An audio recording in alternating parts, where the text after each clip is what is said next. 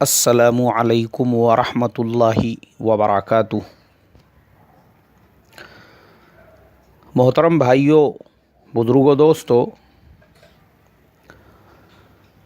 یہ ہمارا اصلاح معاشرہ کا 538واں سبق ہے۔ محترم بزرگوں، پچھلے جمعہ مصر کے ایک شہر سینائی، وہاں پر ایک مسجد کے اندر، جو شہر سے تھوڑا سا دوری پر ایک گاؤں، ایک چھوٹا سا دیہات، ایسے علاقے کی مسجد، جمعہ کی نماز کے وقت حملہ ہو گیا۔ گاؤں کی آبادی 800 اور اس حملے میں جو لوگ شہید ہوئے، جن کی جانیں گئی، وہ 350 اور 150 لوگ زخمی ہو گئے۔ چونکہ جمعہ کا دن سارے کے سارے لوگ مسجد میں اس کا فائدہ اٹھا کر یہ جو شدت پسند ہے، ٹیررسٹ ہے، آتنکوادی ہے، ان لوگوں نے مسجد کے اوپر حملہ بول دیا۔ 800 کی آبادی والا وہ گاؤں، ان میں سے اگر 350 شہید ہو جاتے ہیں اور 150 ہاسپٹلوں میں پہنچ جاتے ہیں زخمی ہو کر، آپ بتاؤ، گاؤں کی 2/3 آبادی تو ختم ہو گئی۔ انا للہ و انا الیہ راجعون۔ محترم بزرگوں، اب میں آپ کو جب آگے بتاؤں گا یہ حملہ کرنے والے کون تھے، تو مجھے لگتا ہے شاید آپ کو شوق لگے گا۔ یہ یہود و نصارہ نہیں تھے، یہ اسلام کے دشمن نہیں تھے، یہ وہ نہیں تھے جن کے خلاف ہم لوگ جلسے جلوس کر کے آج اسلام خطرے میں، اسلام خطرے میں، اسلام خطرے میں کے نعرے لگا رہے ہیں، اور یہ آوازیں لگ رہی ہے کہ یہ اسلام کے دشمن اور مسلمانوں کے دشمن اسلام کی جڑوں کو کھوکھلا کرنے کے لیے پوری طرح سے تیار ہو چکے ہیں، اور کبھی بھی وہ مسلمانوں کو نیست و نابود اور ختم کرنے کی پلاننگ اور سازشیں کر سکتے ہیں۔ یہ وہ لوگ نہیں تھے، یہ مسلمان ہی تھے جنہوں نے دوسرے مسلمانوں کے اوپر حملہ کیا۔ اللہ اللہ اللہ رحم فرمائے اس قوم کے اوپر۔ وہ حضرت مولانا سید ابو الحسن علی ندوی رحمۃ اللہ علیہ کی کتاب مجھے یاد آتی ہے، ماذا خسر العالم بانحطاط المسلمین۔ مسلمانوں کے عروج و زوال کو حضرت نے بڑے بہترین انداز میں بیان کیا کہ یہ قوم خود اپنی دشمن ہے۔ ہاں، یہ قوم نظریات کو لے کر، خیالات کو لے کر، مسلکوں کو لے کر، اس بنیاد پر یہ ایک دوسرے کی اتنی بڑی دشمن ہے، جتنے بڑے دشمن اس ملک کے اندر بھی اور دنیا میں بھی یہود و نصارہ بھی مسلمانوں کو اس طریقے سے تکلیف پہنچانا نہیں چاہتے ہوں گے جیسا خود مسلمان دوسرے مسلمان کو پہنچانا چاہتا ہے۔ اچھا، یہ حملہ کیوں ہوا؟ یہ کون تھے حملہ کرنے والے، اور جن پہ حملہ کیا گیا وہ کون تھے، یہ بھی معلوم ہونا ضروری ہے ہم کو۔ محترم بزرگوں، ہمارے ملک میں جس طریقے سے مسلمانوں میں مختلف نظریات کے مسلمان ہیں، سب کے اپنے اپنے نظریات ہیں، اپنے اپنے مسلک ہے، اس اعتبار سے ہم لوگ یہاں پر زندگی گزارتے ہیں، اور ہمارے یہاں پہ بھی بہت سارے نظریات کو لے کر اختلافات ہے۔ ہمارے یہاں پر عموماً ہوتا یہ ہے، ہم اپنی بھڑاس جمعہ کے اندر ممبروں پہ نکال دیتے ہیں ایک دوسرے کے خلاف بول کر، بس ہو گئی بات ختم۔ لیکن عرب ملکوں میں ایسا نہیں ہے۔ اب عرب ملکوں میں بھی کیا ہو چکا ہے، نظریات کو لے کر مسلمانوں کے بیچ میں بہت بڑی کھائی بن چکی ہے۔ آپس میں اتنی دشمنیاں، آپس کے اندر اتنا توڑ، صرف نظریات کو لے کر۔ مسلمان ہی ہے، جیسے علامہ اقبال رحمۃ اللہ علیہ نے فرمایا تھا کہ منفعت ایک ہے اس قوم کی، نقصان بھی ایک ہے سب کا، نبی، دین بھی، ایمان بھی ایک، حرم پاک بھی، اللہ بھی، قرآن بھی ایک، کچھ بڑی بات تھی جو ہوتے مسلمان بھی ایک ہی ہے سب کا۔ دونوں نظریات کے مسلمانوں کا، قرآن بھی ایک، حرم پاک بھی ایک، اللہ بھی ایک، سب کچھ ایک ہے۔ دونوں بھی 5 وقت کی نماز پڑھ رہے ہیں، دونوں بھی رمضان کا پورا مہینہ روزہ رکھ رہے ہیں، دونوں بھی عید الفطر اور عید الاضحیٰ منا رہے ہیں، دونوں سب کچھ سیم کر رہے ہیں، لیکن نظریات، دیکھو نظریات کی بنیاد پر یہ آپس کا انتشار، نظریات الگ الگ ہے۔ اب عرب ملکوں میں کیسے نظریات ہیں میں بتاتا ہوں آپ کو۔ سب سے بڑا جو نظریہ ہے عرب ملکوں میں وہ ہے شیعیت کا اور سنیت کا۔ وہی شیعیت اور سنیت کی بنیاد پر عراق اور ایران کے درمیان میں دونوں طرف سے 8 لاکھ سے زیادہ مسلمان مارے گئے۔ ورلڈ وار میں بھی اتنے لوگ نہیں مارے گئے ہوں گے، خالی شیعیت اور سنیت کے نظریے کو لے کر بس۔ اور وہ نظریات کے اختلاف نے جب دونوں کو آمنے سامنے کھڑا کیا، 12 سال تک لڑتے رہے، اور ہتھیار بیچنے والے ان کو لڑا کر تماشا دیکھتے رہے۔ دیکھو تماشا، لڑو بیٹا لڑو، نظریات کو لے کر دل بڑا کرنے کو تیار نہیں کہ بھائی ٹھیک ہے تم تمہارے نظریے کے حساب سے جیو، ہم ہمارے نظریے کے حساب سے جئیں گے، تم ہم کو چھیڑو مت، ہم تم کو چھیڑتے نہیں۔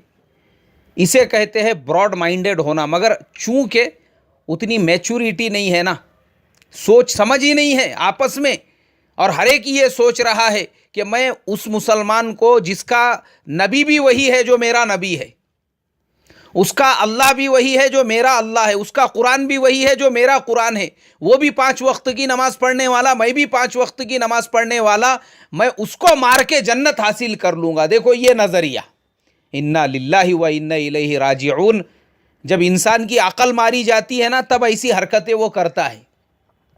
اور یہی سوچ کے دونوں نظریات کے مسلمانوں نے اس کے بعد آگے آئیے آپ، آج کے حالات میں عراق برباد ہو چکا ہے، برباد، یہ ایک نظریے کی وجہ سے، یہ ایک اختلاف کی وجہ سے بس برباد ہو گیا پورا عراق۔ عصر کی نماز کے بعد آپ گھروں سے باہر نہیں نکل سکتے وہاں پہ، ہاں عصر کی نماز کے بعد۔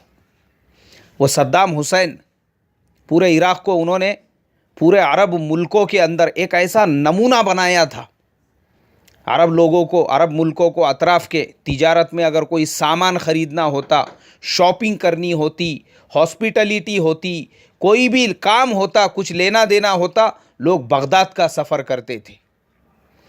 اور صدام حسین نے جو بغداد کا انٹرنیشنل ایئرپورٹ ہے اس کو ایسے بنایا تھا کہ ایک وقت میں 80 پلین ایک ہی وقت میں وہاں پہ لینڈ کر سکتے تھے، اتنا بڑا اس نے ایئرپورٹ بنایا تھا۔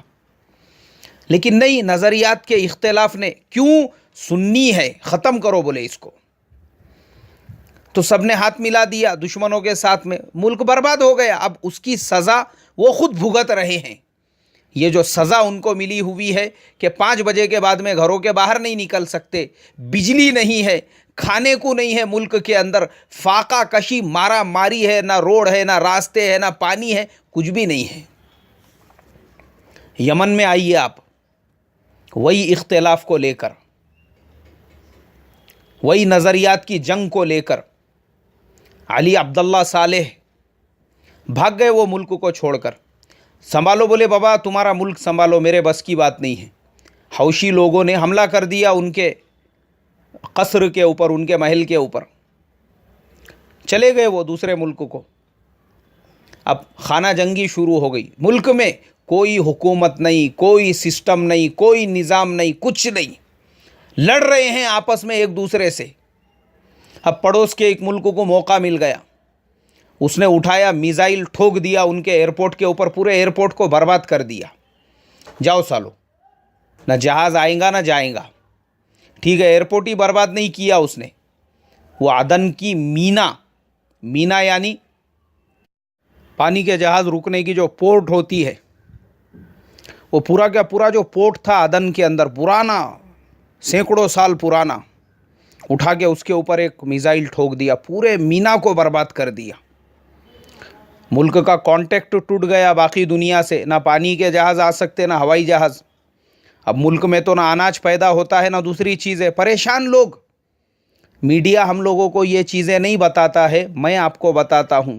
20 لاکھ سے زیادہ لوگ صرف کھانا اور دوائیں نہیں ہونے کی وجہ سے مر گئے۔ چھوٹے بچے زندہ نہیں رہ رہے وہاں پہ، ہاں چھوٹے بچے، معصوم بچے، کیوں؟ دوائیں نہیں ان بچوں کو۔ کثرت کے ساتھ ان کی اموات ہو رہی ہے، مگر چونکہ ہمارا زمانہ بے حسی کا زمانہ ہے. مجھے بتاؤ نا، آپ لوگوں میں سے کتنوں کو یہ خبر پتہ ہے کہ پچھلے جمعہ کو اتنا بڑا حادثہ ہوا؟ معلوم ہی نہیں ہے ہم لوگوں کو، بے ہوش ہے ہم بس اپنے گلی محلے میں یہاں کی نالی نہیں بنی، وہاں پہ روڈ پہ گٹر میں پانی جمع ہو گیا، فلاں لیڈر کا برتھ ڈے تھا، اس کا بینر ڈال دیے، اس کا کیک کاٹتے ہوئے فیس بک واٹس ایپ پہ فوٹو شیئر کر دیے، خوش اتنے میں ہی خوش. باقی دنیا میں کیا ہو رہا ہے؟ بے ہوش ہے ہم. یہ ہمارے بے ہوشی کی نشانی ہے. تو حضرت مولانا علی میاں صاحب رحمۃ اللہ علیہ نے اپنی اس کتاب میں یہی لکھا کہ مسلمانوں کے آپس کے توڑ اور مسلمانوں کے یہ آپس کے مسلکی انتشار اور نظریاتی اختلاف نے دنیا کو کتنا نقصان پہنچایا. یہ یہود و نصارہ اتنے بڑے دشمن نہیں ہیں ہمارے جتنے ہم خود ایک دوسرے کے دشمن بنے ہوئے ہیں. اسی لیے آج ہمارے زمانے میں ہمارے بدنوں کے اوپر اعلیٰ قیمتی کپڑے اور ڈریس تو آ چکے ہیں، لیکن اللہ معاف کرے، اللہ معاف کرے، اللہ معاف کرے، دلوں میں وہی کینہ، کپٹ، حسد، جلن، بغض، ایک دوسرے کے لیے ایسی نفرتیں کوٹ کوٹ کے بھری ہوئی ہے، خود ہمارے اپنے ملک کے اندر بھی اور ہمارے ملک میں بھی. دشمن تو یہی چاہتا ہے نا، تم لڑو رے، آپس میں لڑو نا، اڈے بناؤ، تم اپنے مسجدوں کو پالیٹکس کے اڈے بناؤ، تم لڑو آپس میں. خالی دشمن خالی انتظار کرتے بیٹھا ہوا ہے پورے ملک کا نقشہ بدلنے کے لیے، اور ہم اپنے اختلافات، ہماری آپس کی لڑائیاں، جھگڑے، ان کو موقع دے رہے ہیں. اب میں بار بار مسلمانوں کو جوڑنے کی بات کرتا ہوں، چونکہ اصلاح معاشرہ فاؤنڈیشن کی بنیاد ہی ہم نے اس بنیاد پر ڈالے کہ صرف مسلمانوں کے ہی تمام مسالک کو نہیں بلکہ ہمارے ساتھ ان ہندو بھائیوں کو بھی جوڑا جائے جو سیکولر نظریہ رکھنے والے ہیں. ہم تو یار ان کو بھی ساتھ لینے کے لیے تیار ہے. اسی لیے میں بار بار اتحاد ایک پلیٹ فارم پہ آنے کی بات کرتا ہوں، چونکہ ہم نے حضرت مولانا علی میاں صاحب رحمۃ اللہ علیہ کی یہ کتابیں 10 مرتبہ پڑھی ہوئی ہے. ہماری نظر ہے پوری دنیا کے اوپر کہ مسلمانوں کے یہی آپس کے چھوٹے چھوٹے اختلافات جب شروع ہوئے تو بعد میں پھر انہوں نے اتنا بڑا روپ دھارن کر لیا کہ پھر وہ ایک دوسرے کی جان کے دشمن بن گئی. مگر ہم لوگ نادان یہ سمجھنے کو تیار نہیں ہے. محترم بزرگوں، آج ضرورت اسی بات کی ہے، مسلمانوں میں اتنی میچیوریٹی پیدا ہو، اتنی سمجھداری پیدا ہو، اتنا براڈ مائنڈنیس پیدا ہو کہ بھائی ہر آدمی کو آزادی ہے، وہ اپنے مسلک کے حساب سے جیے، اپنے نظریات کے اعتبار سے. ہم کو کیا کرنے کا کیا ہے؟ ہم اپنے جس مسلک پہ عمل کر رہے ہیں، اپنے نظریات پہ عمل کر رہے ہیں، بغیر دوسرے کو چھیڑے ہوئے. دوسرے کو چھیڑو مت، آپ اپنے مسلک پہ شدت پسندی کے ساتھ عمل کرو، کوئی مسئلہ نہیں ہے. اگر ہر مسلمان یہ سوچنے والا، یہ نظریے والا بن جائے، مجھے اللہ کی ذات سے امید ہے خود بخود ہمارے آپس کے اختلافات دور ہو جائیں گے. یہ اختلافات کیوں پیدا ہوتے ہیں؟ ایک دوسرے کا دشمن بن کر کہ نہیں، جو میرا نظریہ ہے وہ تجھے بھی ماننا پڑے گا، اور اگر تو نہیں مانے گا ہم تیرے ساتھ ریٹا راٹی کریں گے، لڑائی کریں گے، جھگڑے کریں گے، مناظرے بازی کریں گے، یا پھر مسجدوں کو جنگ کا میدان بنائیں گے، پالیٹکس کا اڈا بنائیں گے. سازشیں، پلاننگ کہاں ہو رہی ہے؟ اس بابرکت جگہ پر جس جگہ پہ دنیا کی بات کرنا بھی حرام اور منع ہے. اڈے بنے ہوئے ہیں، اڈے. ہماری مسجدیں جو ہے نا، پالیٹکس کے اڈے. اللہ میری تمہاری حفاظت فرمائے. محترم بزرگوں، جس مسجد سے سدھار کی، جس مسجد سے جوڑ کی دعوت چلنا چاہیے تھی، آج ہمارے انہی مساجد سے توڑ کی باتیں ہو رہی ہے. اسی لیے امت میں اتنا انتشار ہے. اور آج کے زمانے میں لوگوں کو میرے جیسے پیار، محبت اور اتحاد کی بات کرنے والے لوگ پسند نہیں آتے. ہاں، جو جتنی نفرت پھیلائیں گا اور جتنی توڑ کی بات کریں گا لوگوں کو، ویسے لوگ سر آنکھوں پہ رکھتے لوگ ویسوں کو، میرے جیسے کو نہیں. میں بتاتا ہوں نا آپ کو، ایک صاحب آئے مسجد کے اندر مغرب کے وقت میں، اور میں مغرب سے پہلے تسبیح پڑھتے بیٹھا تھا. انہوں نے ایک کی برائی شروع کر دی ہے. میں نے کہا بھائی میرے سامنے غیبت مت کرو، میرے سامنے غیبت کرنا ہی نہیں، برائی کرنا ہی نہیں، اور کسی کے بارے میں کچھ بولنا نہیں۔ انہوں نے بول دیے بعد میں دوسروں کے سامنے جا کے، ارے وہ بہت بد اخلاق مولانا ہے، بولے وہ یعنی تمہاری غیبت ہم نے نہیں سنے تو ہم بد اخلاق ہو گئے۔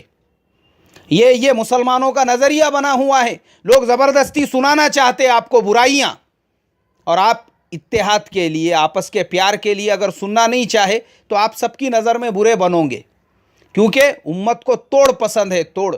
اس لیے میرے محترم بزرگوں، میں خاص طور پہ میرے اصلاح معاشرہ کے وہ سمجھدار، وہ براڈ مائنڈڈ ممبرز جو شروع سے میرے ساتھ جڑے ہیں، مجھے لگتا ہے اب ان کا نظریہ بھی اتنا پختہ ہو چکا ہوگا کہ بالکل ہمارے مولانا جو بات بتا رہے ہیں ہم کو بھی اسی پہ عمل کرنا ہے۔ ایسے تمام لوگوں سے ریکویسٹ کروں گا، بغیر کسی کو چھیڑے چھاڑے آپس کے اتحاد کو قائم رکھو، باقی رکھو، اور اس اتحاد کو باقی رکھنے کے لیے جو قیمت آپ کو ادا کرنی پڑے، جو برداشت کرنا پڑے، برداشت کرو۔ کسی کی کھری کھوٹی سننی پڑی، سنو، لیکن میں آپ تمام لوگوں سے یہی کہوں گا، کیونکہ ہمارے سامنے ہمارا آگے کا مستقبل ہے، ملک کا، قوم کا۔ باطل کی جو سازش ہے، جو پلاننگ ہے، میں نہیں بتا سکتا آپ کو۔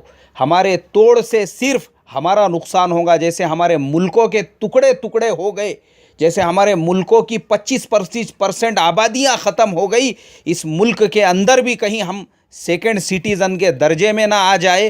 وہ تمام باتیں ہونے سے پہلے میں آپ کو بیدار اور ہوشیار کر رہا ہوں میرے تمام ایمان والے بھائیوں، آپس کا جوڑ، آپس کا جوڑ، آپس کا جوڑ کسی بھی قیمت پہ ہم کو قائم اور دائم رکھنا ہے۔ جمعہ کا مبارک دن پوری امت مسلمہ کے لیے دعا فرمائیں اور سورہ کہف کی تلاوت ضرور کریں۔ السلام علیکم ورحمۃ اللہ وبرکاتہ۔